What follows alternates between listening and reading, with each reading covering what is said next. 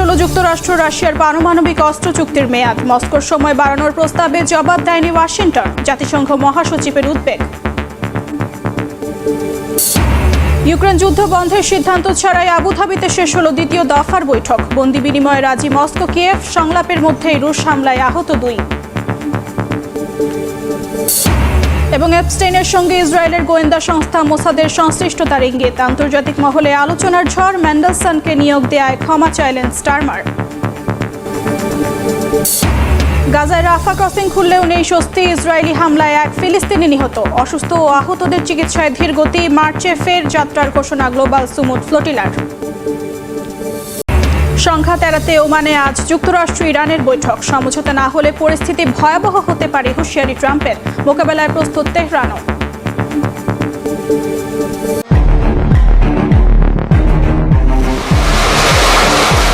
মধ্যপ্রাচ্যে টিকটিক করছে যুদ্ধের ঘড়ি। ইরানের আঞ্চলিক জলসীমায় অবস্থান নিয়েছে মার্কিন যুদ্ধজাহাজের বহর। প্রকাশ্যে হামলার হুমকি দিচ্ছেন প্রেসিডেন্ট ডোনাল্ড ট্রাম্প। অন্যদিকে হাজার হাজার ক্ষেপণাস্ত্র, ড্রোন ও মাটির গভীরে লুকানো পারমাণবিক স্থাপনায় ইরান নিচ্ছে যুদ্ধের প্রস্তুতি। এমন উত্তেজনার মুখে এবার শর্ত সাপেক্ষে যুক্তরাষ্ট্রের সঙ্গে পারমাণবিক আলোচনায় বসতে রাজি হয়েছে ইরান। 2025 সালের জুনে ট্রাম্পের নির্দেশে 3টি ইরানি পারমাণবিক স্থাপনায় মার্কিন হামলার পর এটিই হবে প্রথম সরাসরি কূটনৈতিক উদ্যোগ। কিন্তু প্রশ্ন হলো, এই আলোচনা কি সংঘাত ঠেকাতে পারবে? সমঝোতা না হলে কি শুরু হবে যুদ্ধের কাউন্টডাউন? সম্ভাব্য বৈঠককে কূটনৈতিক পদক্ষেপ হিসেবেই নয়, বরং দেখা হচ্ছে ইরান যুক্তরাষ্ট্রের মুখোমুখি যুদ্ধ এড়ানোর শেষ চেষ্টা হিসেবে। তবে দুই পক্ষের মধ্যে আলোচনার এজেন্ডা নিয়ে মতভেদ থাকায় দেখা দিয়েছে অনিশ্চয়তা। প্রথমে তুরস্কের ইস্তাম্বুলে বসার কথা থাকলেও ইরানি আধা সরকারি সংবাদ সংস্থা ISNA জানিয়েছে শুক্রবার ওমানের মাসকাটে হতে পারে এই বৈঠক। তবে আলোচনার স্থান, কাঠামো ও অংশগ্রহণকারীদের বিষয়ে পরিবর্তনের প্রস্তাব দিয়েছে তেহরান। ইরান চায় আঞ্চলিক শক্তিগুলো বাদ দিয়ে কেবল পারমাণবিক ইস্যুতেই সীমাবদ্ধ থাকবে আলোচনা। বৈঠকে উপস্থিত থাকতে পারেন পররাষ্ট্রমন্ত্রী আব্বাস আরাকচি, মার্কিন বিশেষ দূত স্টিভ উইটকফ এবং ট্রাম্প জামাতা জ্যারেড কুশনার। ইরানের প্রেসিডেন্ট মাসুদ পেজেশকিয়ান স্পষ্ট জানিয়েছেন, আলোচনার দরজা খোলা, কিন্তু শর্ত হলো আলোচনা হবে সম্মান, বিচক্ষণতা আর জাতীয় স্বার্থের ভিত্তিতে। কোনো রকম হুমকি, চাপ কিংবা অবাস্তব দাবি থাকলে বৈঠকে বসবে না ইরান। পেজেশকিয়ানের দাবি, আঞ্চলিক কয়েকটি দেশের অনুরোধে বৈঠকে রাজি হয়েছেন তিনি। তবে ইরানে আসল ক্ষমতা সর্বোচ্চ নেতা আয়াতুল্লাহ আলী খামেনির হাতে। খামেনি হুঁশিয়ারি দিয়েছেন, যুক্তরাষ্ট্র আবার ইরানে হামলা চালালে যুদ্ধের আগুনে পুড়বে পুরো অঞ্চল। ইরানের হাতে রয়েছে হাজার হাজার ক্ষেপণাস্ত্র ও ড্রোন। চাইলেই মধ্যপ্রাচ্যের মার্কিন ঘাঁটি ও ইসরায়েলকে লক্ষ্য করে সরাসরি আঘাত হানতে পারে খামেনির বাহিনী। পশ্চিমা দেশগুলোর সঙ্গে ইরানের দীর্ঘদিনের পারমাণবিক বিরোধ নিয়ে আলাপে আগ্রহ প্রকাশ করেছে ইরান। তবে এই নিয়ে ভিন্ন মত রয়েছে মার্কিন শীর্ষ নেতৃত্বের। তাদের দাবি, পারমাণবিক বিষয়ের পাশাপাশি ইরানের ব্যালিস্টিক ক্ষেপণাস্ত্র, মধ্যপ্রাচ্যে সশস্ত্র প্রক্সি গোষ্ঠীগুলোকে সমর্থন দেওয়া এবং ইরানি জনগণের সঙ্গে আচরণের বিষয়গুলো আলোচনায় থাকবে। কিন্তু ইরানি কর্মকর্তারা জানিয়েছেন, ক্ষেপণাস্ত্র কর্মসূচি নিয়ে আলোচনার কোনো সুযোগ নেই। পরমাণু কর্মসূচির বাইরে অন্য কিছু চাইলে ঝুঁকির মুখে পড়বে আসন্ন বৈঠকের সম্ভাবনা।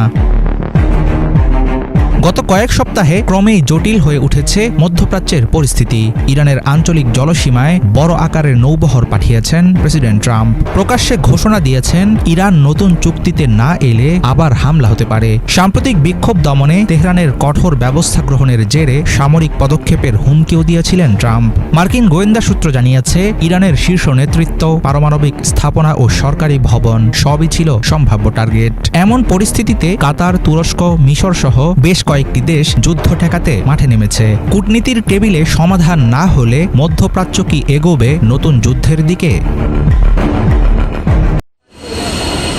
ইরান ও যুক্তরাষ্ট্রের মধ্যে চলমান উত্তেজনা নিরসনে একটি কাঠামোগত প্রস্তাব তুলে ধরেছে কাতার, তুরস্ক ও মিশর। কাতার ভিত্তিক গণমাধ্যম আল জাজিরার বরাতে জানা যায়, প্রস্তাবিত কাঠামোতে ইরানকে 3 বছরের জন্য সম্পূর্ণভাবে ইউরেনিয়াম সমৃদ্ধকরণ বন্ধ করতে বলা হয়েছে। পাশাপাশি সমৃদ্ধকরণ সীমিত করে 1.5% নিচে রাখার কথাও উল্লেখ রয়েছে। প্রস্তাব অনুযায়ী ইরানের উচ্চমাত্রায় সমৃদ্ধ ইউরেনিয়ামের প্রায় 440 কেজি তৃতীয় কোনো দেশে সরিয়ে নিতে হবে। এছাড়া নিউক্লিয়ার কর্মসূচির বাইরে প্রস্তাবে রয়েছে ক্ষেপণাস্ত্র ব্যবহারে সীমাবদ্ধতা। ইরান আঞ্চলিক মিত্রদের কাছে অস্ত্র ও প্রযুক্তি হস্তান্তর করবে না, এমন প্রতিশ্রুতির কথাও বলা হয়েছে। তবে ক্ষেপণাস্ত্রের সংখ্যা ও পাল্লা কমানোর মার্কিন দাবি এতে পুরোপুরি অন্তর্ভুক্ত নয়। এই প্রস্তাব ঘিরেই স্থানীয় সময় শুক্রবার গুরুত্বপূর্ণ আলোচনায় বসতে যাচ্ছে তেহরান ও ওয়াশিংটন। প্রাথমিকভাবে তুরস্কের ইস্তাম্বুলে বসার কথা থাকলেও উভয় পক্ষ এখন ওমানের মাস্কাটে আলোচনা করতে সম্মত হয়েছে। বৈঠকে ট্রাম্পের জামাতা জ্যারেড কুশনার, মার্কিন বিশেষ দূত স্টিভ উইটকফ ও ইরানের পররাষ্ট্রমন্ত্রী আব্বাস আরাকচির অংশ নেওয়ার কথা রয়েছে। যুদ্ধবিরতির দ্বিতীয় ধাপ শুরু হলেও গাজাবাসীর ভাগ্যে তেমন কোনো পরিবর্তন আসেনি। যুদ্ধবিরতি ছাপিয়ে কখনো ইসরায়েলি বাহিনীর ড্রোন, কখনো বোমা অথবা গুলিতে রক্ত ঝরেছে নিরীহ ফিলিস্তিনির। বৃহস্পতিবারও উপত্যকাটিতে হামলা চালায় দখলদাররা। খান ইউনিসের বানি সুহাইল্লা এলাকায় গুলিতে কয়েকজন ফিলিস্তিনি হতাহত হন। একই দিনে দেইর আল বালাহ ও গাজা সিটির তুফা এলাকায় বিমান হামলা, গুলি ও ভারী গোলাবর্ষণেরও খবর পাওয়া যায়। এদিকে দীর্ঘদিন পর আংশিকভাবে চালু হওয়া রাফা ক্রসিং দিয়ে আরও 25 ফিলিস্তিনি গাজায় প্রবেশ করেছে। মিশরের এল আরিশ থেকে যাত্রা শুরু করে 20 ঘন্টারও বেশি সময় পর তারা খান ইউনিসের নাসের হাসপাতালে পৌঁছান। এ সময় ইসরায়েলি নিরাপত্তা চেকপোস্টে জিজ্ঞাসাবাদ, অপমান ও কঠোর আচরণের মুখে পড়তে হয়েছে বলে অভিযোগ করেন তারা। এদিকে রাফা ক্রসিং দিয়ে গুরুতর অসুস্থ ও আহতদের চিকিৎসা নিতে বিদেশে যাওয়ার কথা থাকলেও তুলনামূলক কম সংখ্যক রোগীকে যেতে দেওয়া হচ্ছে। চুক্তিতে প্রতিদিন 50 জন রোগী পাঠানোর কথা থাকলেও এ সপ্তাহে পাঠানো হয়েছে মাত্র 30 জন। আল জাজিরার হিসাব অনুযায়ী এই গতিতে চললে প্রায় 20,000 রোগীর চিকিৎসা নিতে বছর লেগে যেতে পারে। এমন পরিস্থিতিতে যুদ্ধবিধ্বস্ত গাজায় সাহায্য পৌঁছাতে আবারও শতাধিক নৌযান নিয়ে নতুন মিশনের ঘোষণা দিয়েছে গ্লোবাল সুমুদ ফ্লোটিলা।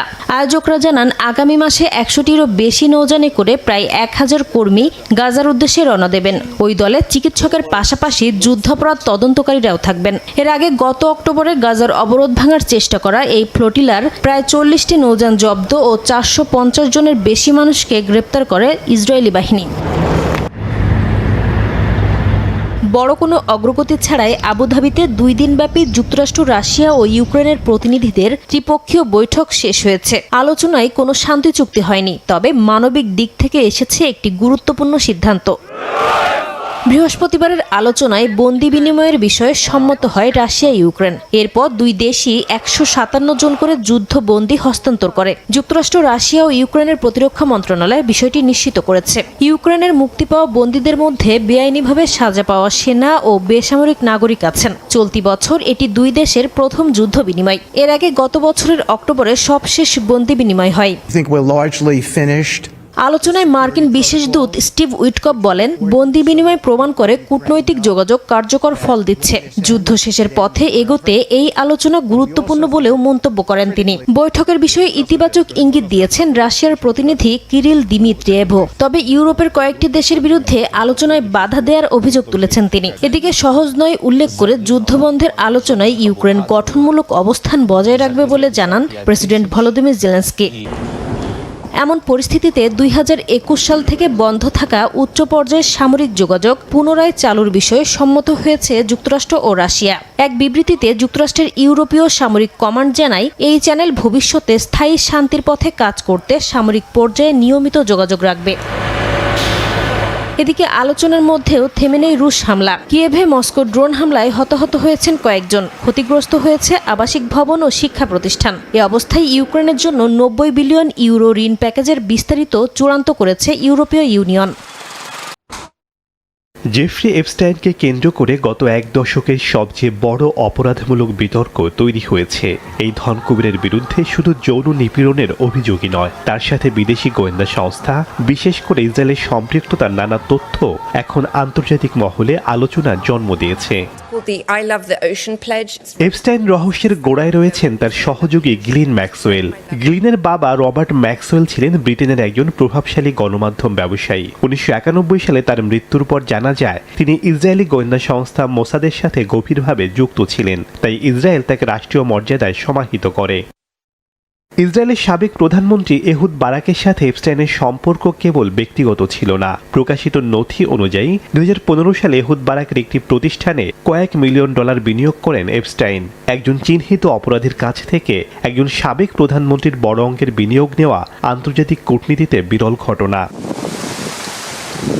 বিশ্লেষকদের দাবি, এপস্টাইনের পুরো কার্যক্রম ছিল মূলত একটি হানি ট্র্যাপ, যার লক্ষ্য ছিল প্রভাবশালী ব্যক্তিদের যৌন কেলেঙ্কারিতে জড়িয়ে ব্ল্যাকমেইল করা এবং ভবিষ্যতে তাদের দিয়ে ইসরায়েলের পক্ষে নীতি নির্ধারণের সুবিধা নেওয়া। এই ছকের পেছনে সবচেয়ে বড় অর্থদাতা ছিলেন লেসলি ওয়েগনার, যিনি যুক্তরাষ্ট্রে ইসরায়েলের স্বার্থ রক্ষাকারী শক্তিশালী মেগা গ্রুপের সদস্য।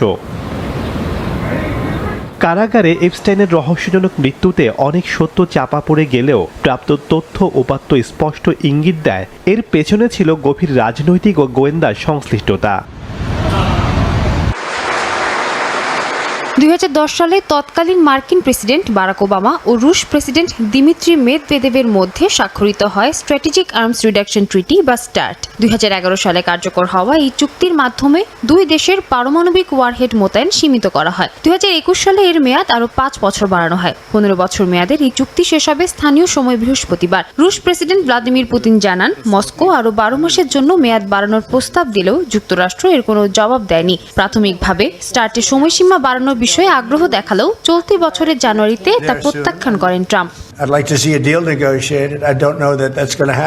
পুতিন বলছেন, চুক্তির অবর্তমানে পারমাণবিক যুদ্ধাস্ত্র মোতায়েনে কোনো সীমাবদ্ধতা থাকছে না, তাই মস্কো তাদের পারমাণবিক অস্ত্র ব্যবহারে কোনো বিধি নিষেধ মানবে না বলে জানান তিনি। এ অবস্থায় বিশ্ববাসীকে বিপজ্জনক ভবিষ্যৎ আসন্ন বলে হুঁশিয়ারি দিয়েছেন ক্রেমলিনের মুখপাত্র দিমিত্রি পেসকভ। তিনি বলেন, চুক্তির মেয়াদ না বাড়লে কিছুদিনের মধ্যেই পৃথিবী ইতিহাসের সবচেয়ে ভয়াবহ সময়ের মুখোমুখি হবে।